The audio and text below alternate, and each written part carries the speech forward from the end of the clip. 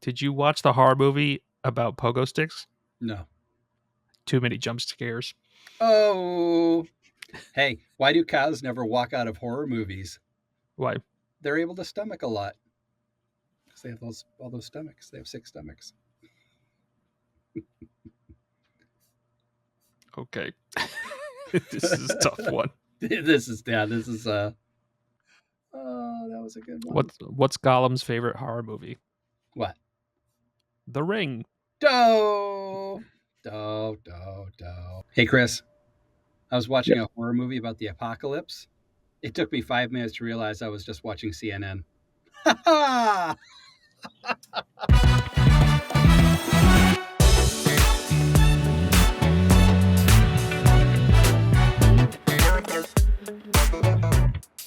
Welcome to the Geeky Go-Go Podcast, a show where we talk about all things geeky. Movies, TV shows, tech, comic books, cosplay, and more. If it has something to do with being a geek, we'll talk about it here.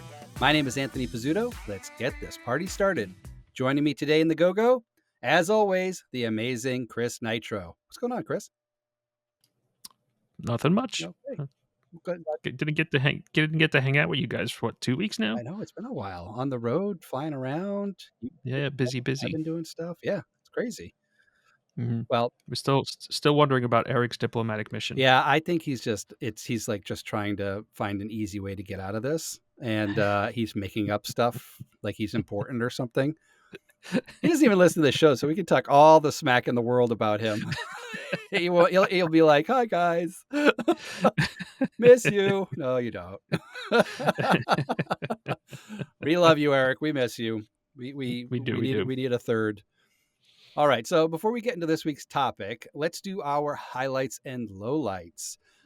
Chris, what was your highlight or lowlight this week? Whatever you want to start with.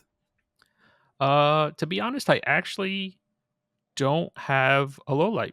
What? That's a very good week. I mean, there was a small little hiccup, but I'm like, whatever. It was bound to happen. Mm-hmm. So I am 100% done with my Halloween decorating. Just in time. Just in time. It was last week, Okay. but it's official now, right? So, the small little hang up that we expected to happen is like I made these, which you helped me out with these fences Mm-hmm. last year, just to kind of keep people away from the all the props and traipsing around power cords and things like that. So we made the fences. I put them out, and we had this problem last year too. They're not really staked into the ground or anything like that. Mm-hmm. I have them leaning against those orange driveway sticks that you use for like snow plowing and stuff like that, just to kind of have a temporary thing because there's a lot of them. And we haven't had rain here in New Jersey in weeks. Mm-hmm. So the ground is super tough. It's hard to get those stakes in. And so they're leaning against the stakes, and we had a windy day the other day, and a bunch of the fences just fell over. Yeah. So, I mean, if that was the worst thing that happened all week, I will take it. There you go. Yeah. Right.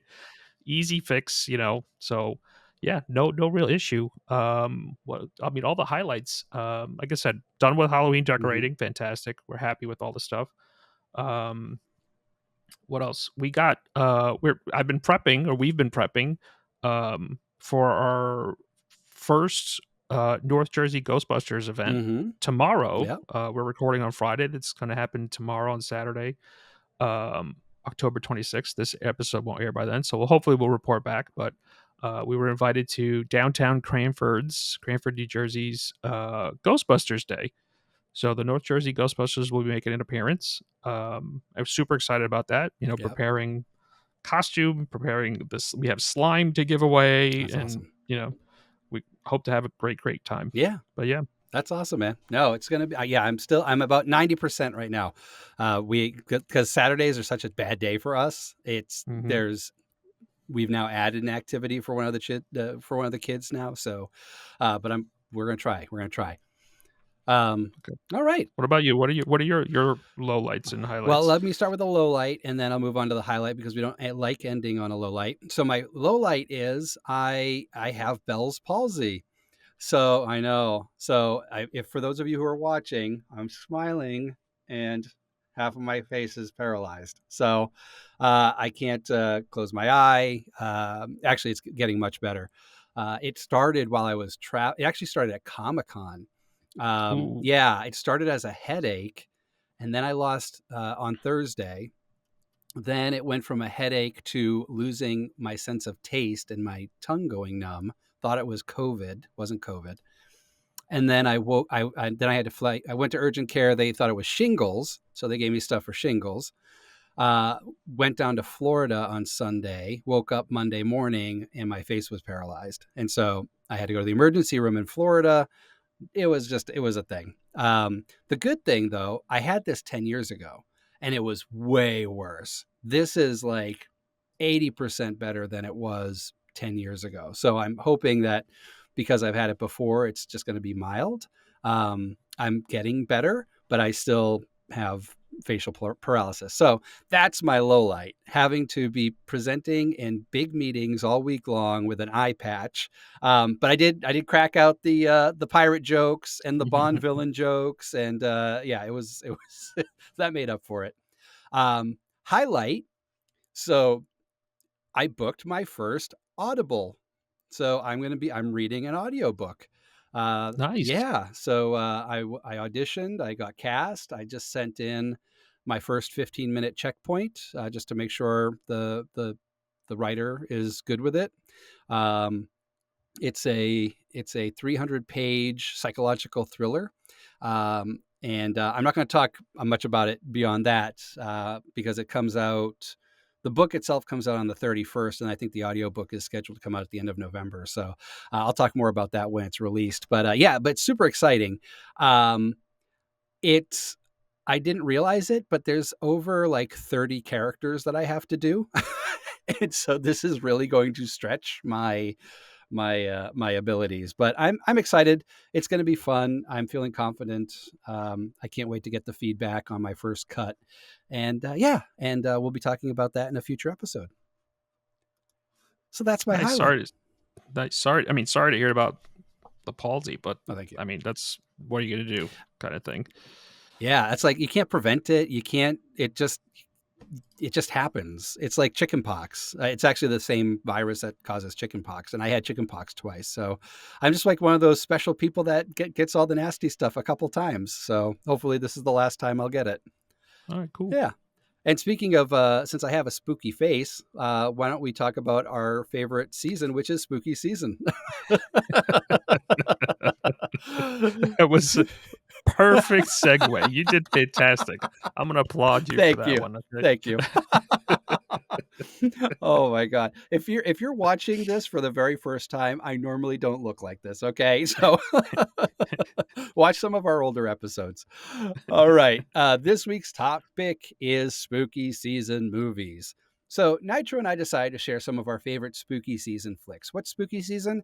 It's this time of year. It's October, it's November, it's December. It's when things get cold. It's when all the Halloween decorations are out. It's when it gets darker earlier. That's spooky season.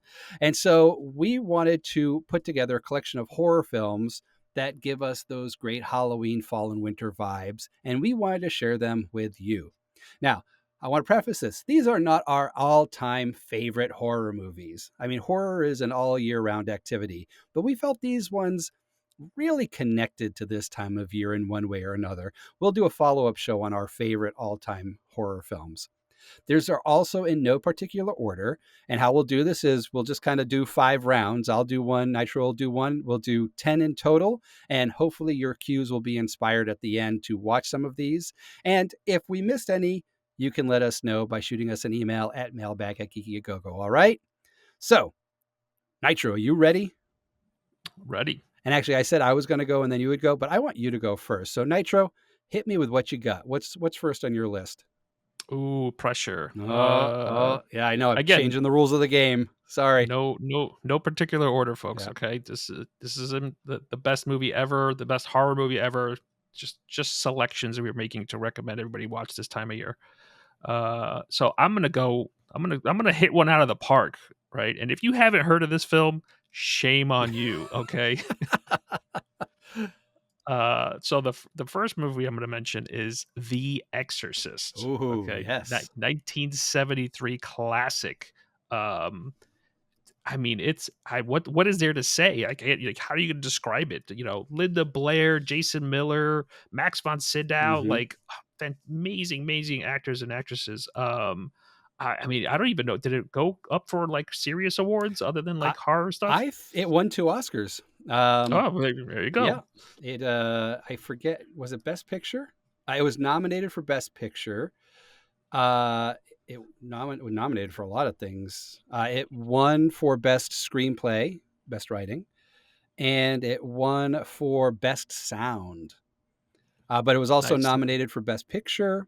It was nominated Best Actress for Ellen Burstyn, Best Actor Jason Miller, Best Actress in a Supporting Role Linda Blair, Best Director William Friedkin, and Best Cinematographer. I mean, it had 21 Oscar nominations in 1973. So it was, and I believe, I don't have this information in front of me, but I believe up until 2016's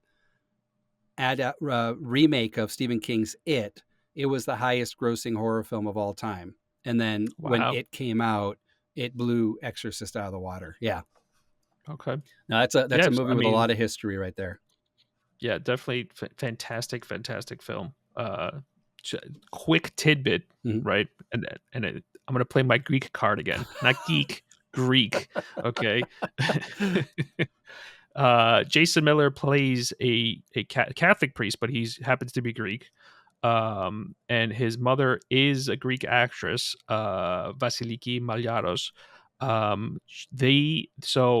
There is the you hear a little bit of Greek in the film, Mm.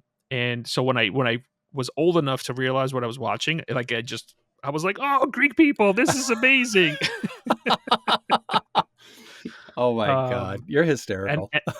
and, and the very it's this is a huge like you have to pay attention. I think his mother, Damien Carras is right. His mother in the film Hmm. is listening to the radio at some point. I remember growing up and hearing those same advertisements. Mm. That I was like, I know that exact advertisement Oh my God. on a local Greek radio thing that my dad used to listen to. So I was Okay. like, this is beyond amazing. But yes, the Exorcist 1973's horror classic. It should be in your top five films of horror genres and Hmm. stuff like that. So yes, this time of year, definitely a great time, a great film to watch. And Michael Flanagan is actually remaking The Exorcist. I think it's coming out 25. I know.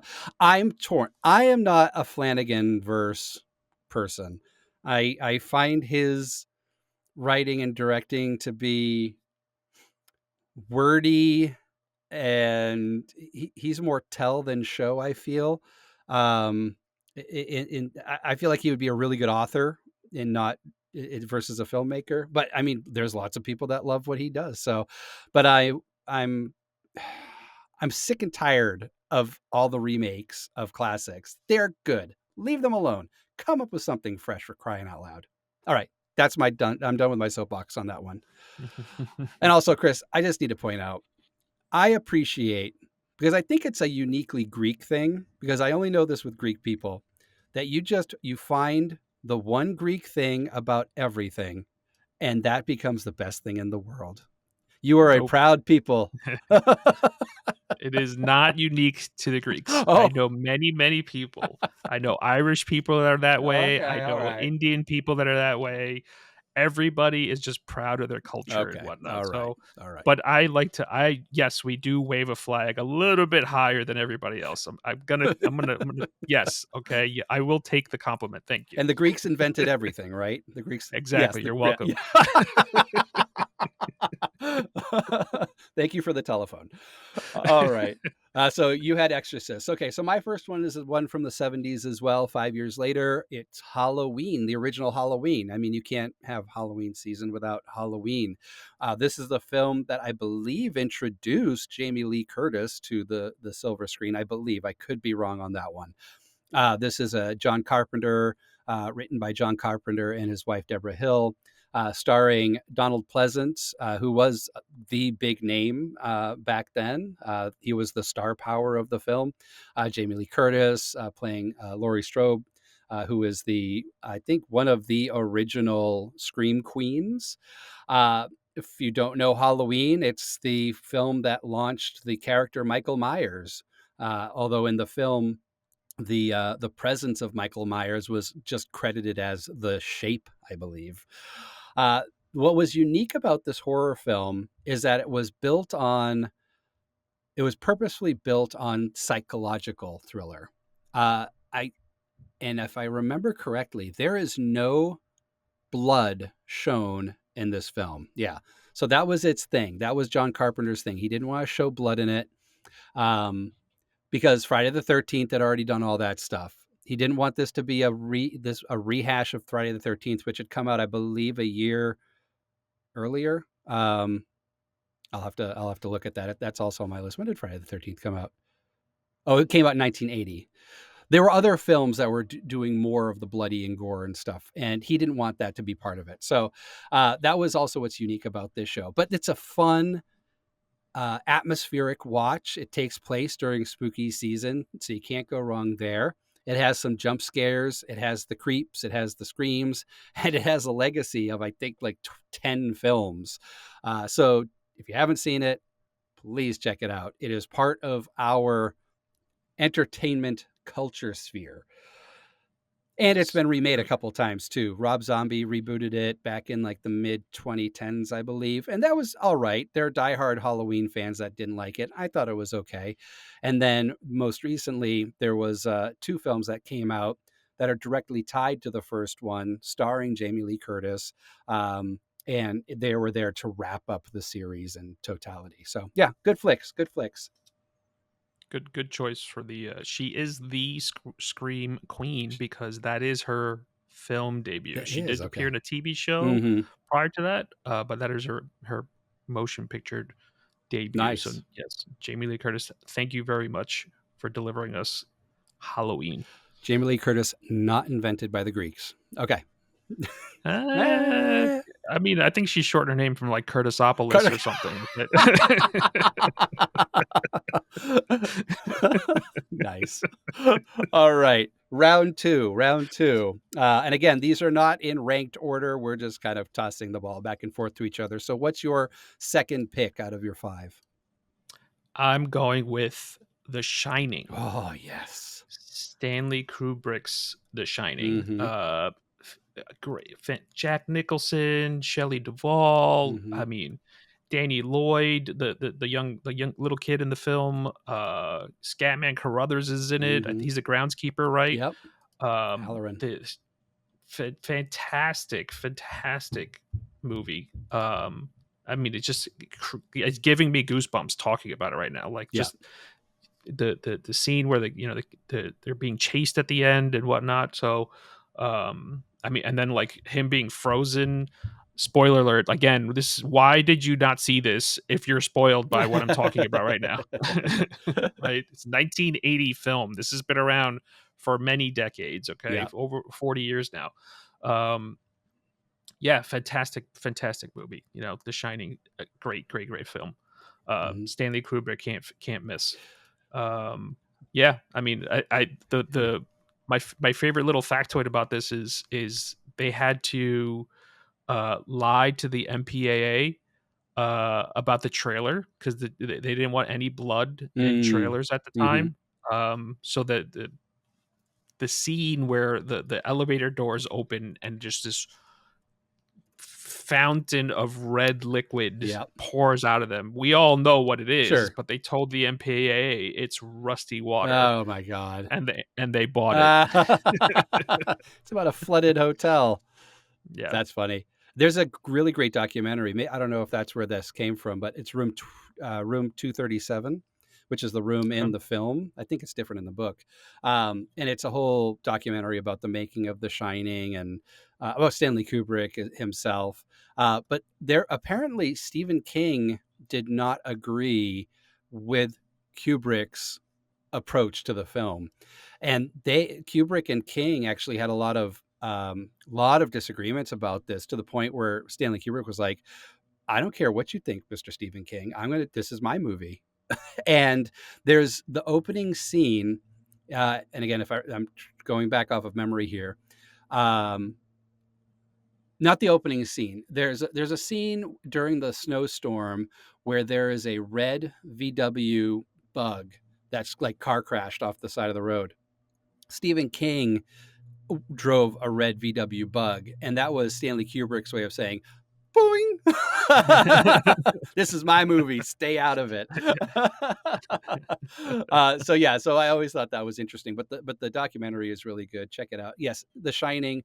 This time of year is a great time to watch The Shining.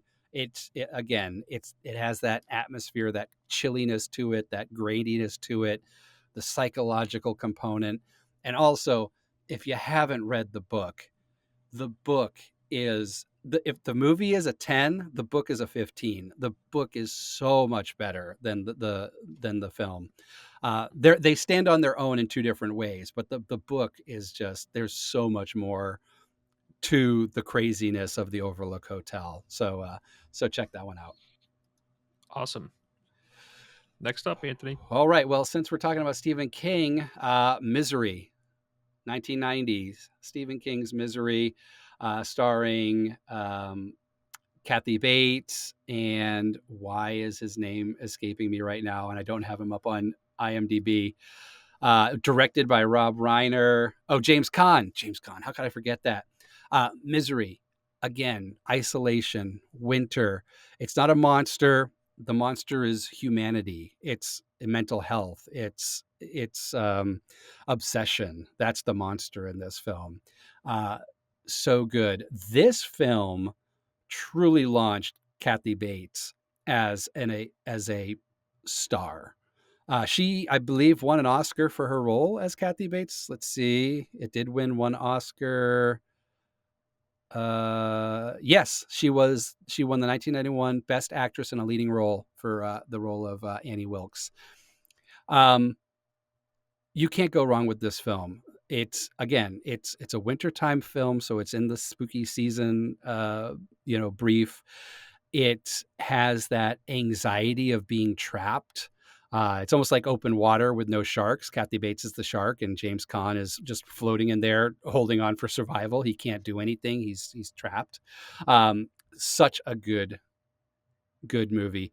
Never read the book. Shame on me. I have it. I need to read it. It ended up being turned into a play on Broadway. Actually, it's a 2-person play, and it's one play that I would it's on my list of, like, if I had the money, I would produce it. I would star in it. It's a great 2-person show. It has all the great creeps and vibes of the film just on stage. Oh, it would just be so much fun to do. So yes, Misery. Folks, if you want to see this made, please subscribe to our Patreon. I will definitely up to $5. That's all we're asking for, right? $5. That's right, Just $5. chuck in $5 a month, and we can get this thing produced and see Anthony play Kathy Bates in Misery. Thank you, Nitro. All right. Round 3. On to you. We're sticking, I don't know what it is. We're sticking to the late 70s and early 80s, but you did fast forward a little bit into the 90s there. I'm sticking with the 80s though. I'm gonna go to The Evil Dead. Ooh. The original Evil Dead, 1981's The Evil Dead. Bruce Campbell, I don't know if this is his film debut or whatever, but Sam Raimi directed it. Tiny budget. They filmed it in a cabin in the woods and whatnot. And the original, and so if you guys know the series, Evil Dead 2 came out, and it was almost a retelling or almost exact duplicate of Evil Dead, but they added like slapstick and one-liners and things like that to it, so they made it very comedic. Evil Dead keeps that horror movie, vein of like, this is a serious horror film. Sure. And bunch of kids get a cabin in the woods. They're going to get to party, whatever, for the weekend, and they uncover this the I forgot the name of the book. Necromonicon or something like that. Necronomicon, Yeah. right. That's a Greek word. You're welcome. Uh, Of course it is. uh, but yeah, the I mean, like I said, what's scarier than just a bunch of teens hanging out in the woods and all of a sudden literally the evil dead just Hmm. surround them and start taking them out one by one. Um, Again, fall, the leaves are falling, they're in the woods. It's super scary film to me. Yeah. Very, very, very creepy. Um, watch Evil Dead 2 for comedic value, but this is definitely horror movie if you want the heebie-jeebies. Did the late 60s through the 70s and 80s was just a terrible time to be a teenager, because you were going to die in a horror film. Every horror movie was group of college kids or high schoolers having a slumber party, going off to a cabin, having bad dreams, going to a cabin, being a camp counselor. I mean, Yeah. they're just, yeah. It definitely fit right into the theme of the times. Sam Raimi is he directed he directed Hmm. the film as well. And Sam Raimi, he's done some interesting things. He's been all over the place. He did Darkman. He was a writer on He did Darkman, Spider-Man. he That's did what the it is. Spider-Man series. That's Yeah, right. yeah. Yeah, Yeah. I know there's like a lot of affinity for Evil Dead. I never got into it. I liked Army of Darkness. I thought that one was kind of fun. Oh, it looks I like, mean, Army of Darkness is like the big set and like big cast and this and this is yes, the yes. independent, director who's like, I have a camera, guys. You want to go do something? And then Hmm. like, almost what's a film school type quality, 100%. thing here. The fact that he had 300 grand to make this, and I'm like, what? Where did he find that? It's Yeah, but I mean, like you say, produced something really, really good and iconic to yeah. me. No, absolutely. It definitely has a cult following, and yeah, he has done well for himself. He was directed Doctor Strange in the Multiverse of Madness in 2022, and Bruce Campbell had a cameo in that. It's like when you want to find someone to do really weird, like makeup effect characters, zombies, witchcraft, and wizardry. Sam Raimi's the guy that you go to. Definitely. What about you? What's your next choice? Okay, my next choice. We're up to number 3. Um, Poltergeist, 1982's Poltergeist. Yes, Good choice. we are still back in the 70s and 80s. Toby Hooper, directed by, written by Steven Spielberg, I believe produced by Steven Spielberg as well. Starring Joe Beth Williams, Heather O'Rourke, Craig T. Nelson, Coach. Uh, this is just, it was like the first big budget ghost movie. Zelda Rubinstein was in it. She plays the psychic, Carol Ann, Carol Ann.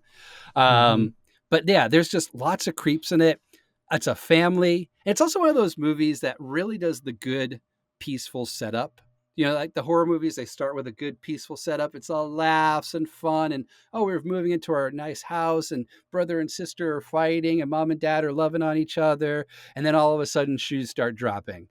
I think this movie in that time frame did a really good job of narrating that, more so than any other horror film, where most horror films, I feel like back in the 70s and early 80s, were just like they came right out with it. Like, I mean, the opening of Friday the 13th, somebody dies in the first 3 minutes. The opening of Nightmare on Elm Street, we start on Freddy Krueger in his workshop making his razor knife and waking up Tina from a nightmare. So this was a slow burn to scary. And then when it hits you with the scary, it hits you hard. That creepy clown under the bed, or that tree and that dead tree in the yard come through the window. Lots of fun. And how many people after watching that movie scratched their head and said, is my house built on a cemetery? I don't think anybody had ever thought about that until this Mhm. movie. So yeah, Poltergeist 1982. Check it out if you haven't seen it. It was remade in 2015, and I believe Sam Raimi, speaking of, Sam Raimi, was involved with that as well. Why do I feel like I saw him connected? Yeah, he was a producer on it in 2015. I don't think I saw the remake. I'm typically opposed to remakes because I have such a fond attachment to the original. So I couldn't tell you what the remake was like. But yeah, Poltergeist, 1982. It's interesting. I'm looking at it now. Rated PG, Wow. right? Yeah. That's I mean, we people always say like the 80s PG is not today's PG. Right. Like the 80s PG is more like close to R, definitely PG-13. So yeah, that the more I think about the film, I'm thinking it's like this is like you said with the story progression and whatnot. This is like ET with ghosts instead of Yeah. aliens. Like there's the setup with the family and this and that and the other. So yeah, That's a good way to put it. it's it's a definitely yeah, it gives you that and then it wraps it up with like a good feel good bow at the end. Mm-hmm. Everyone is safe kind of situation. But yeah, super creepy to be PG. All right. That's surprising to me. Yeah. Good choice. What was the remake? Let's see. Poltergeist 2015. That was rated. Oh, the poster is creepy. So the remake was PG-13. Okay. Yeah. All right. So what's your number? Where are we at? Number 4? Number 4. I'm gonna go with, and I'm gonna hear the groans. Okay, I hear the Mm-hmm. groans coming already. Mm-hmm. I'm going with the Blair Witch Project. I'm not groaning. Well, okay. Yeah. I go talk to me. Talk to me. So at the time, okay, this I think this is why people grow with it. Is like it was a huge setup, which is fantastic marketing in my opinion. You have to tip your hat about this. Is like this was pitched as real. Mm-hmm. They literally found footage in the woods or wherever they did. There's a disclaimer in the beginning of the film. Um, and the setup is these three friends or something like that are film students. I should know more about this before I actually give it so much praise. But I probably haven't watched it since, or maybe once afterwards. The so this came out in 1999, right? Mm-hmm. Yes. And it's a found it's I think it's the first, if not the first, or very one of the first found footage Yeah. films. So they basically this crew finds this footage that was whatever, and they just put it all together, and then they're presenting it to the world, and everyone bought it. They Mm-hmm. thought it was real. And then when it came out that it wasn't real, people just did an about face. They're like, "Oh, this is terrible. How could you do this to us?" And blah blah blah. Right. Why would you lie? Everyone was so invested. They thought these people were really dead and whatnot. Yeah. I think it might have been like an MTV Movie Awards. Like the three main actors came out on the stage or Oh yeah. something, and everyone was like, "What is happening? Like, why are they here? I thought they were dead." Yeah. And I'm like, "No, you bought into the storytelling." I Mm-hmm. think the setup, the marketing of the genius, fantastic, and so it's very hard to like no one has cracked that egg ever again No. since, right? Like everyone is very skeptical now of like, is this real? No, I don't think this is real. But yeah, at the time, like I remember the emotions. I was literally on the edge of my seat, Mm-hmm. watching this film, like what is happening? And then like, the end is literally, and I'm getting goosebumps again. It's like what did I just Yeah. watch? Like this, why is this a major motion picture thing? This is this Mm-hmm. is crazy. Again, it wasn't a major motion picture, but it turned out to be, because it's just like the budget is nothing, 60 grand. Yeah. That's all they did. This is a student Yep. film, right? And they did fantastic. And America bought into the craze. So I remember the time I was like, not even, I was just 18, and I'm like, wow, what this is good. Yeah. So yes, go No, ahead. Tell me why you don't cringe. I don't because I agree with you. And unfortunately, it'll never happen again because what they did was a one and done spectacle, and it was great. You're right. $60,000. That movie grossed 250 million worldwide. A lot of that what's factored into that is also the purchase of the film from the creators. Unfortunately, the cast members never really got to benefit from any of that money, which is sad. Which is why we need union representation for all levels of film. Um, but the marketing was genius. Everyone was convinced that this was what they were doing. They released the website. They released a documentary leading up to the film release to get people thinking about this. It's often been duplicated. How many found footage films are out there now? Hundreds. I mean, Jason Blum built his career off of the Paranormal Activity movies, which are not hidden cameras, but home surveillance cameras, found footage. Mm-hmm. And that worked for him because he took the found footage concept and applied it to something different and made it unique. And then that worked. But again, you can't, there's only so far you can take it. And now every time we see a found footage thing, we just know it's a movie. It's entertainment. It's theater for us. But no, I like it a lot. The sequel was terrible. The sequel was a product of one of those things where I think we're going to lose the rights, so we have to produce something, and they produced some crap, and it failed miserably. There was a reboot a couple of years back called Blair Witch, or The Blair Yep. Witch. No, I think the original was the Blair Witch Project, and the remake Yeah, reboot was called Blair Blair Witch. Witch, yeah. And this was years later, the brother of Heather trying to find her in the woods. I forget the name of the woods. And it was okay. It was so. It had some good moments to it. But yeah, no, I'm with you. I think it's a great movie. There's a video game of it on PlayStation, and it's in VR too, which it is the creepiest video game you'll ever play. You feel like you are in those woods. You feel it's a game. It's Okay, it's a good game.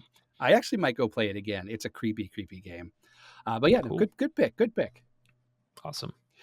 What's your next pick? All right, we're on to number. Oh yeah, okay. This is my number 4 now. Friday the 13th, 1980. And actually, it could be any of the Friday the 13th this time of year. Now, Friday the 13th was the birth of the lore of Jason Voorhees, although you only see him at the very end, spoiler alert, and he doesn't have his hockey mask. You see him as his deformed demonic self.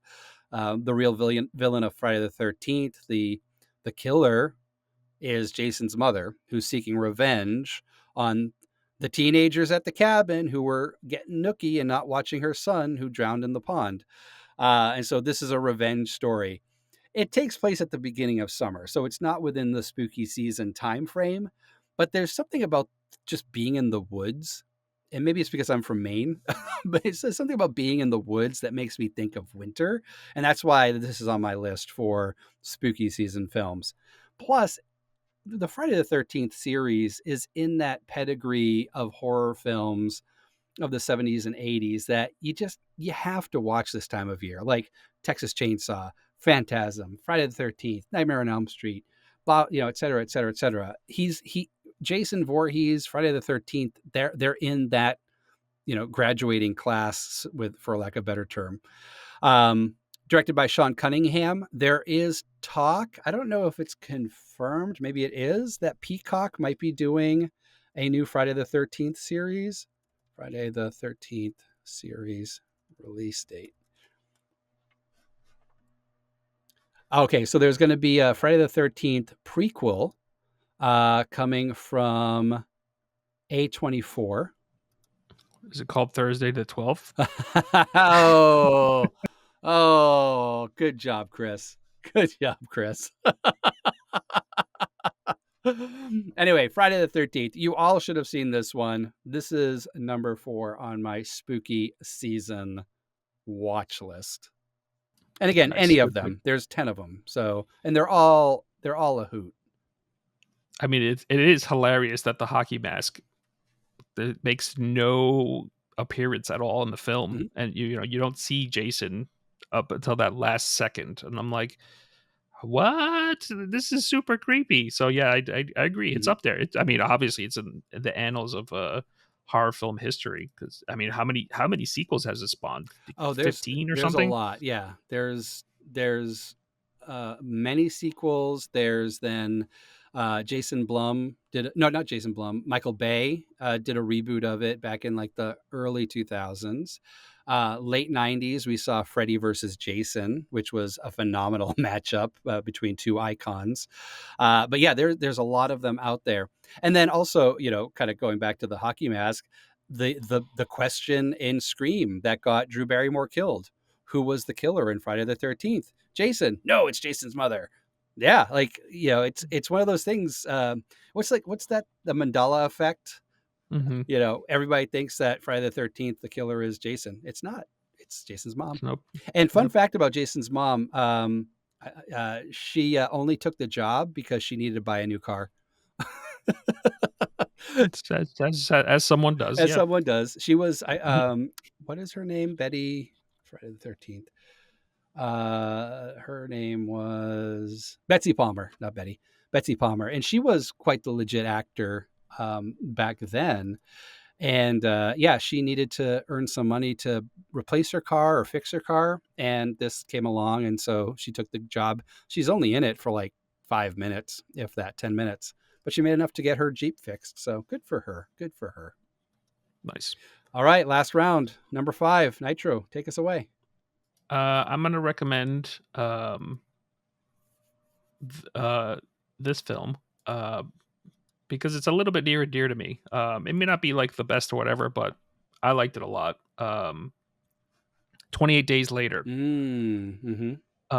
I got to see it at a Tribeca Film Festival. Oh, very cool. At a midnight showing or something like that, and a very late night showing.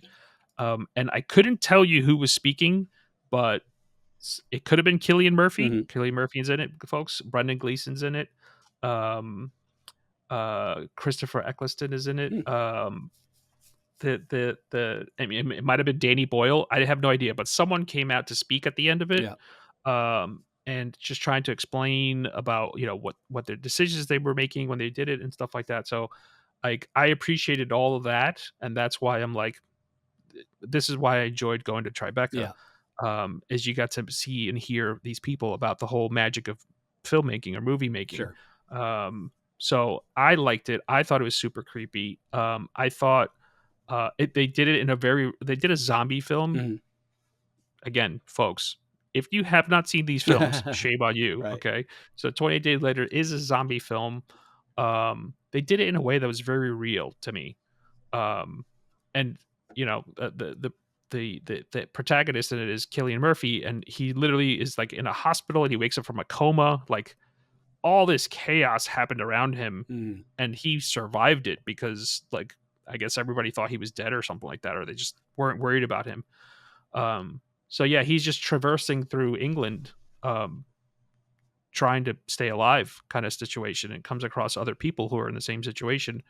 But like I said, for him to literally be dropped in the middle of this, like he didn't experience how this happened. So that was also like added to the realism a little bit. Is like, you know, he didn't get to experience the beginnings of this. Mm-hmm. So very, very cerebral to me. Like, you know, what would you do if you literally just got dropped to, like, you had no idea what's going on, Oh, and just sure. got dropped to this, and you wake up and you turn around, there's like, there's no people. Why are there no people? What's going on? Right. Like, so yeah, I highly recommend it again this time of year. Yep. Good creepy stuff to watch. And they're coming out with 28 Years Later in 2025. Cillian Murphy's coming back. Danny Boyle's directing and writing it.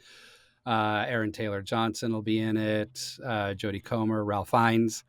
So it'll be fun to see what they did. And so there was 28 Days Later, 28 Weeks Later, and now 28 Years Later. I agree. Fun films. I actually might rewatch that this week because I haven't seen that one in years, and it is a good flick. And it also kind of reminds me of The Walking Dead, the first episode of Walking Dead, where, oh my God, what's Andrew Lincoln's character's name? Not Shane. Not Shane. Shane is his friend. Oh my God. Sheriff wakes up. Sheriff wakes up in the hospital and everyone's gone and everyone's dead. There's a great Rick. Rick, thank you. Rick Grimes. Yes. So yeah, good recommendation. Good recommendation. Cool. And take us on out. All right. Your last pick. My last pick for spooky season. What reminds me of spooky season? What makes me feel like I'm in spooky season? The Ring. 2002's The Ring. Yeah. Very, very, very good. Yeah. It's the atmosphere, it's the coloring, I think it takes place in Seattle or something like that. And I feel like Seattle's always in the wintertime. It is a creepy, creepy movie. And it brings that concept of like the chain letter or the, the call coming from inside the house. You watch this video and then you get a phone call that, in 7 days you're going to die or something's going to happen. And then you do as much as you can to avoid that. But all of a sudden, creepy Samara comes out of the television and gets you. This movie has all the creeps. And I would put money that every person that was able to use a telephone in 2002 at some point in that year called up their friends and whispered 7 days. Everybody did it, leaving voicemails on voice answering machines. But yeah, this is just a lot of fun. It is a US remake of a 1998 is it a Japanese film or a Korean film called Ringu, which I've never seen. I actually should see it. I believe it's streaming somewhere. Japanese. It's Japanese. The Japanese horror films are fantastic, by the way. You want to talk about creepy? They've nailed creepy. Oh man. That's next. I'm surprised you haven't seen it. You liked it this much and you haven't seen Ringu. Yeah, no, I haven't seen Ringu. I haven't seen The Grudge, the original Grudge. I have seen a lot of Japanese horror films, and they do a really good job. Yeah, maybe okay. So 28 days later in Ringu. Those are the movies I'm going to watch this weekend. But yeah, love The Ring. Such a good flick. The sequel was okay. It was so, but The Ring, I hold it up there as a good spooky season watch. I think it kind of like creeped people out that they incorporated the television, right? And so you get poltergeist vibes from it, but then the thing comes out of the television, and you're like, oh my god, I'm never like people. I'm sure, like you said with the phone, I'm sure people like put blankets on their TVs. Just was like, nope. Like I don't want this in my bedroom anymore. Like totally. that's so yeah. Very, very. That's a heavy hit. I think. I mean, we started with a heavy hitter. We're ending with a heavy hitter. I think we did really good on this episode. Yeah, agreed. We have so I think we have 10 recommendations for you. We hope your cues are inspired.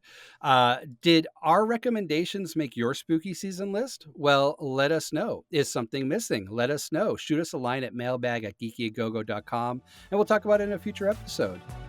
Do you want more Geeky A Go-Go? Well, make sure you're following us on the socials at Geeky A Go-Go. Want cool stuff? Want to connect with us on a higher level, like on our Discord server, or get additional content from today's episode at our members-only after party? Well, head on over to patreon.com/geekyagogo and support the show. You'll get awesome swag and other perks. If you haven't done so already, make sure you're following the show on your favorite podcast platform and leave us a review. Thanks so much for listening, and you stay geeky, Internet. Bye. Bye.